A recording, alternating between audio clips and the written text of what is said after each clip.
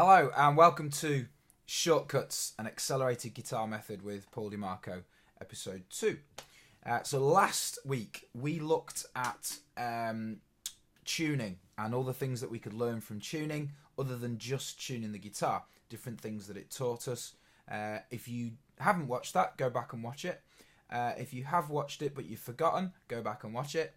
And if you have got it but you remember, you can always go back and watch it. Anyway, it's there forever. So this week we're going to look at chords. So if you are an absolute beginner, you're going to learn something brand new. If you've been playing for a while, hopefully you'll learn some things that you hadn't noticed before, just connecting some of the dots perhaps. And if you're a seasoned pro, then maybe you can tell me something. So we're going to look at chords. So a chord, rather than being a single note, a chord is a combination of notes that you would strum all together.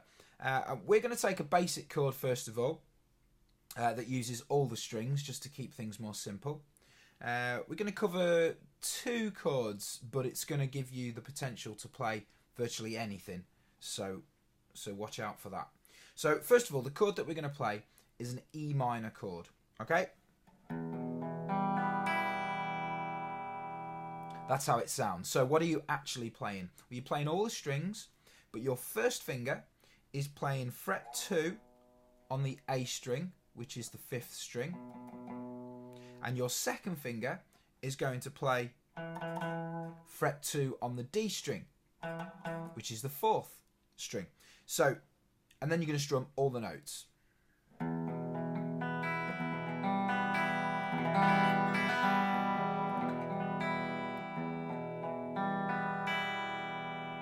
Now, what you want to try and do with this, if this is your first time playing a chord, is you don't want to be pressing.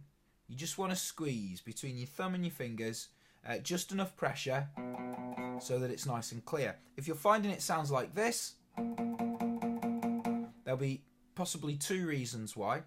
One is that your finger isn't in the right place. You want to get it nice and up to behind the fret that you're playing, which in this case is fret 2, because if I play it there, no matter how hard I squeeze, it's always going to sound rubbish. But if I get it up just behind the fret, and remember behind, not on it or in front of it, just behind it, and I don't have to give too much pressure, I get a nice clear note. Now I also need to do the same with the next string. You may find that because your fingers have to fit in the space, that this finger now, having found that optimum place, has got to go back just a little bit, just enough to make room for that one. But you'll find you'll gather strength for that anyway. And we're going to do some strengthening ideas in a future video, so look out for that one.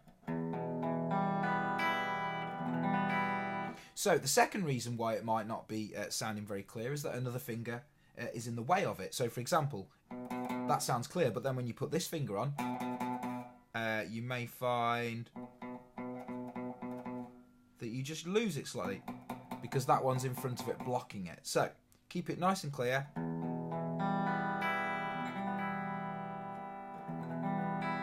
And you'll get that nice E minor sounding chord. So I do this thing which I mentioned in the first video called say it as you play it. Okay, so that means you want to train your brain to remember what this chord is. Well, we've established this as an E minor chord. So E minor. Say it as you play it. Put it in your brain. E minor, E minor, E minor. Just helps the brain remember much easier. Now, how would you describe the mood of the chord? Let's break it down to 2 simple moods. Is it happy or sad? If I was to play a song using that chord, am I feeling good or feeling a little bit down? I'm sure you'll agree. It's a sad sounding chord. That's because it's a minor chord. So remember that. Minor chords will sound generally sad. Doesn't mean they will only be in sad songs. You'll find minor chords in happy songs as well, which we'll cover later in the series. So E minor, minor chords generally are sad sounding chords when they're played on their own. Now, very important thing to remember here is to identify your root note. Try and do this with every chord. It's a shortcut that you probably won't benefit or realise the benefit from till later on down the line, but it's really important that you do it. What is a root note? A root note is the note that usually is the name of the chord. So in this case, it's an E.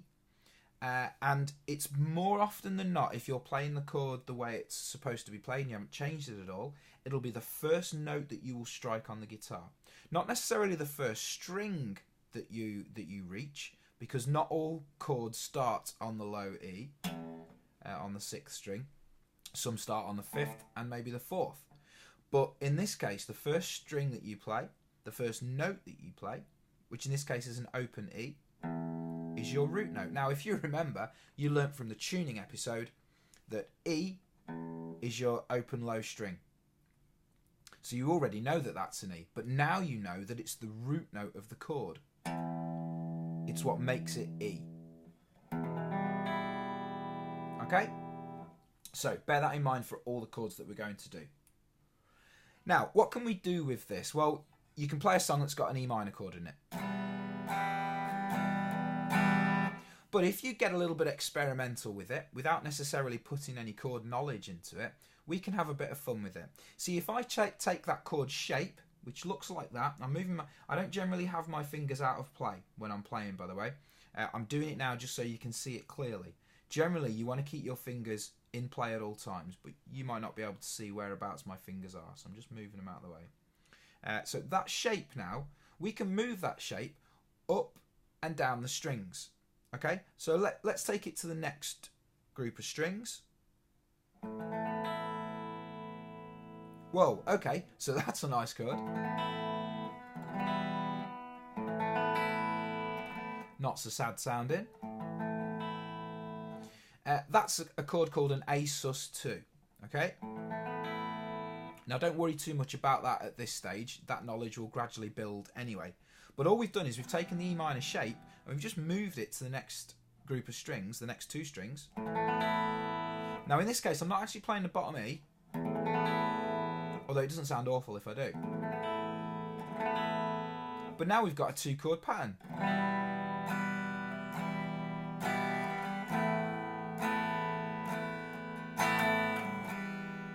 Okay, now let's move it again. So we've gone up 1 string. Let's go up to the next 2 strings.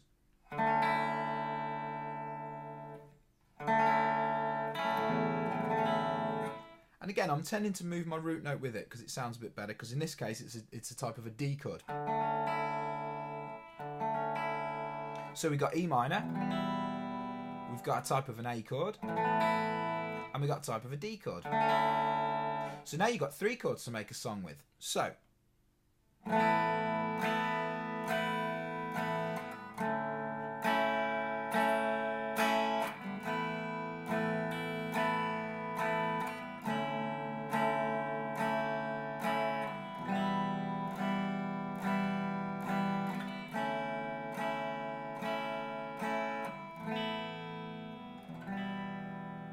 So that's literally just moving it up and down the strings. We could keep going. And maybe that's an opportunity to train your ear. Does that sound good to your ear? Certainly an unusual chord. Let's take it down from the E minor. Again, another unusual chord. It's hard to say right or wrong, because a lot of musicians will say there are no right or wrong notes. They're just expressions. So, is that wrong? Maybe it's just unusual. But generally, those 3 in the middle will benefit some tuneful songs that you can play around with without delving into jazz chord territory. So, what we've done is we've moved it from string to string. Now, what if we were to move it up the frets, up the neck of the guitar? What do we get then? Well, again, it's another chance to train your ear. Certain frets sound better than others. Not necessarily right or wrong, because you may like the sound of one that I don't like, and vice versa. But actually, it's a chance to tune your ear about what you do and don't like. And again, in one situation, a chord might sound wrong, technically. To your ear, you might not like it, but in another situation, it might just be the right chord that you want. So anyway, let's try it. So here we go. Literally just going to take this chord and we're just going to move it 1 fret at a time. Both fingers all the way up and play all the strings. So that's the E minor we've already played.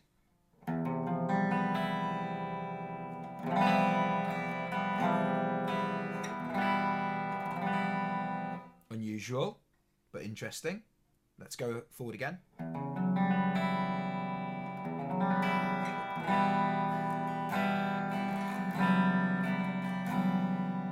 Again, quite exotic sounding, isn't it? Let's go forward one more.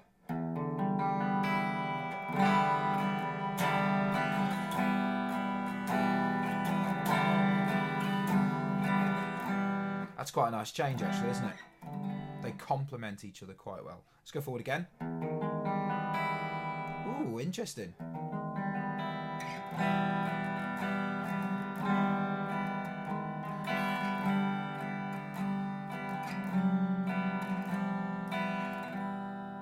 Let's go forward again.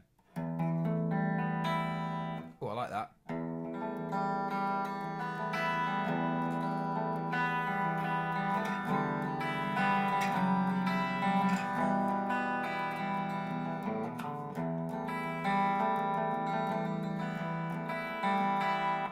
So you can see you can have a lot of fun. You can keep going. Unusual. Nice. Ooh, sweet sounding. Sweet and unusual.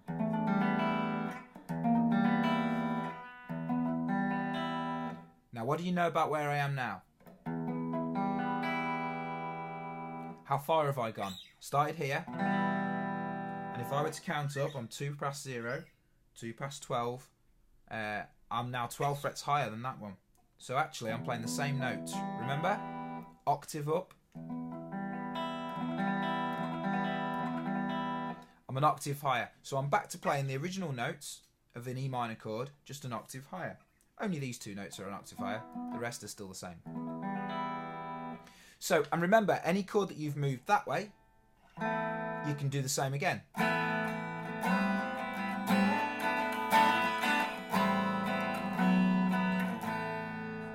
So there's a lot you can get from just one chord. You can create lots and lots of differences, and you can keep moving it up the strings, up the neck or the frets, and you can get lots and lots of variations of that.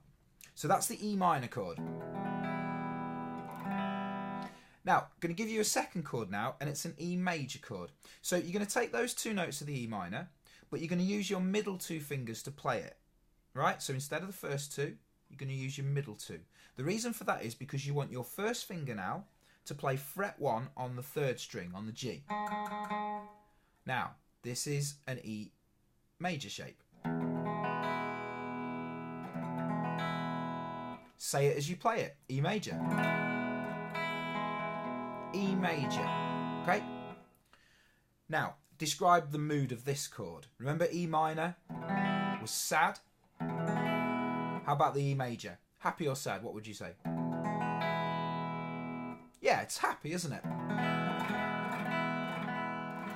The reason for that is it has a major 3rd rather than a minor 3rd. I kind of think that major sounds happy and minor, the words themselves, major sounds like a happy word and minor sounds like a sad word anyway. So that may help you to remember it. But so again, it's really important that you recognise the root note. It's the same because it's still an E chord. So we've still got that E major note there.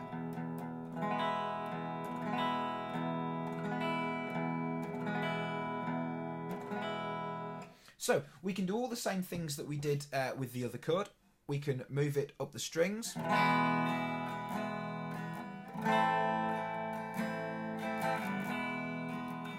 Nice change. You're actually playing a A minor chord there. Let's go up again.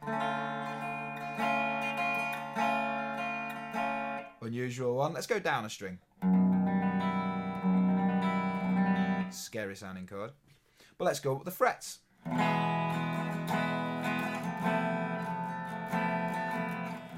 Ooh, bit Spanish, isn't it?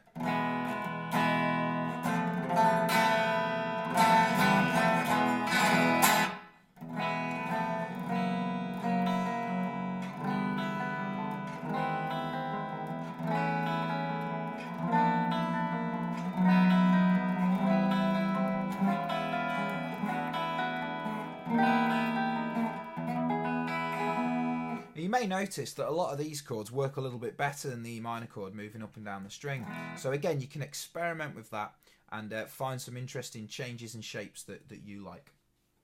Okay, so next thing that we're going to do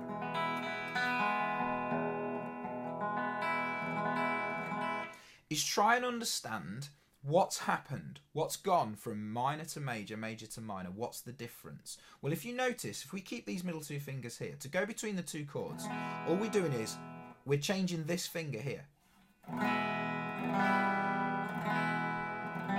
Hear the difference? It's one note, one fret difference. That note there that my first finger on, which is what we call the major third, goes back a fret, and I get a minor third. Now, I said back a fret. You might say, well, can't you just say you take your finger off? You could, but in other chords, it doesn't quite go to an open string. So it's good to remember that let's say the highest of the three that you're playing, the highest of those three, to put it in simple terms, goes back one fret. Yeah? So it goes to the open string in this case, but not in every chord. So there we go. So the difference between the major and the minor chord is the major has all those three notes in it that are fretted in this case. But then if you take that high one back a fret, you get a minor chord. And that's the difference between those two chords. Now, so think about the things that we've covered. We did an E minor chord. We moved it up the strings, up the frets to create some new shapes and new sounds. We identified the root note. We recognised that it's a sad sounding chord. We then added this major third, which is just a difference of one fret. And it made it sound happy. We moved it up the frets. We moved it up the strings. We got some different ideas, different sounds. We recognise it's still got an E root note because it's still an E chord. Now, maybe at the beginning of this lesson, you didn't know any chords at all. Well, we've learnt two. But actually, we've learnt an infinite supply of chords because we're moving them up and down the neck. So, E minor, we've got 12 different variations of it. If I move it to the next string, I've got 12 different variations of that shape, which is an A, but let's say you don't know that. I can now move that 12. That's 24. Let's move in another string. And we get another 12. So we can just keep adding. We can just keep adding to the knowledge. One chord doesn't give you one piece of information. But actually, we've learnt two chords. So we got an E major as well. So we had 12 E major shapes up and down the neck there. Double that. Because we can now move it. So yeah, so from E minor, double it to an E major chord. Move it up a string, you got another 12, up a string, another 12, you know. So you can keep doing that. And your knowledge, rather than being one chord or two chords, just grows and grows and grows. As long as you understand or have an idea of what's happening and try and recognise that fact. And always come back to your E, major or minor, just to relate it back to that. So, lots you can do now. So what I want you to do is, I want you to just play around with that. Pick a major, E major or E minor, move it around, see what things you like. Write it down on a piece of paper, you know, things that you find. Oh, if I play an E major chord, but if I move it up to fret 5-ish, I get this really cool sounding change. And just experiment with it and see what you can find. So, in the next lesson, we're going to expand on that a little bit more by showing you a chord shape that you can play that actually will allow you to play any song in the world in a really simple way. Just takes a little bit of strength in the hand, so we're going to build that up as well. So don't forget to experiment with these things and just have a little bit of fun. And I shall see you next time on Shortcuts. Thanks for listening.